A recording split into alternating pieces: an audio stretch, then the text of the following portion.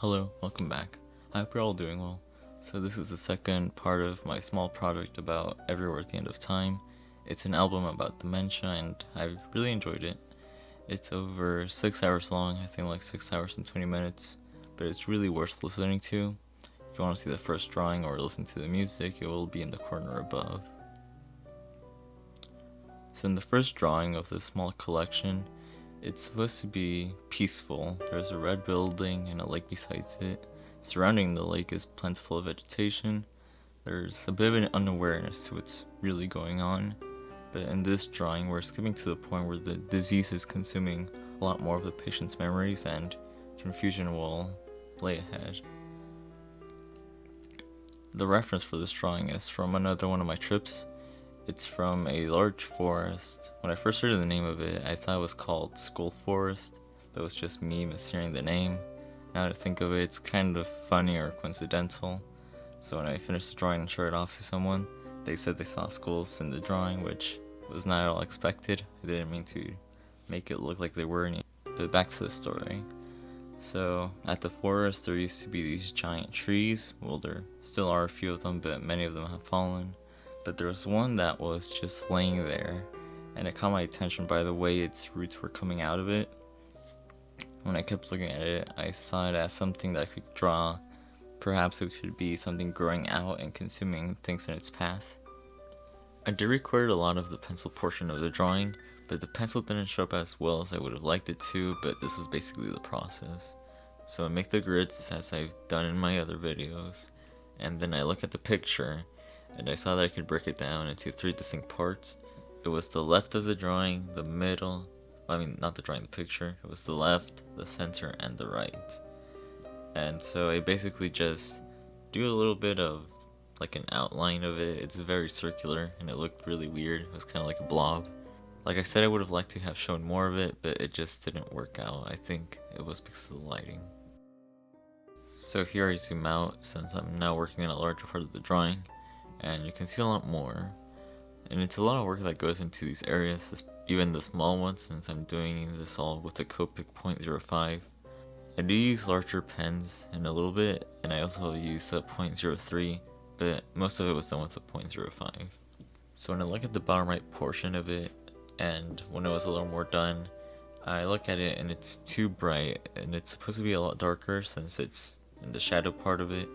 And so I go over it with a larger pen, and it does help a little bit, but I eventually have to go over with a .03, a .3 and a .5, just to get a more natural look. It took a lot of work to make it to my liking, but yeah, it took a while to fix that part. For the majority of the drawing, I make small parallel lines for the shading, and here I tried changing it up a bit by adding some curvature to the lines, but then I instantly revert back to how I was used to doing it, since of course it's my habit. For other parts, I did do more of the curves, and I will talk a little bit more once I do that, but I do think that I should make more of these lines just to make the drawing a little more appealing, or to give it more figure, if that makes any sense.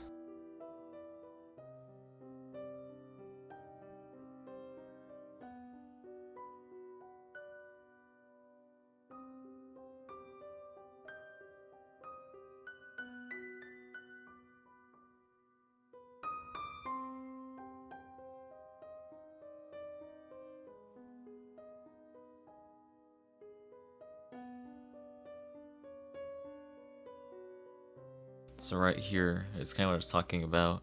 I do more of these curved lines, but I approach it differently. It's not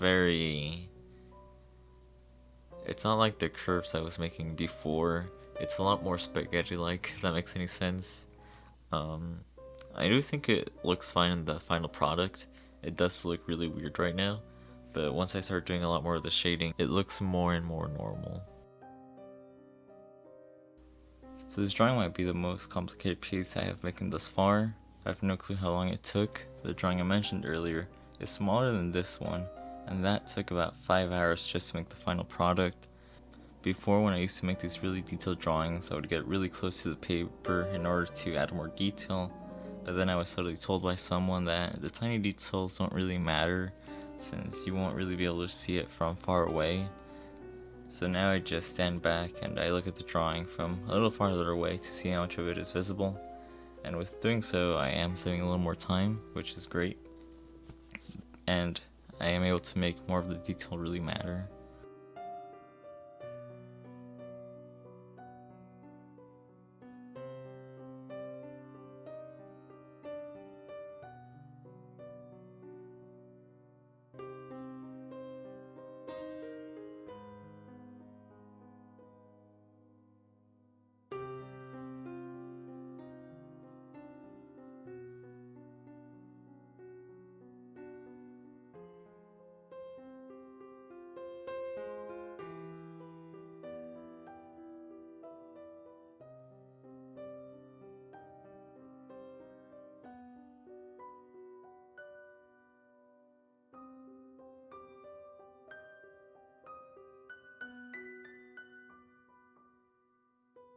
Thank you for watching the video. If you liked the drawing, go to my Instagram at red82317. Also leave a like and subscribe. If you did enjoy the video, let me know why. And I'll see you in the next one. Goodbye.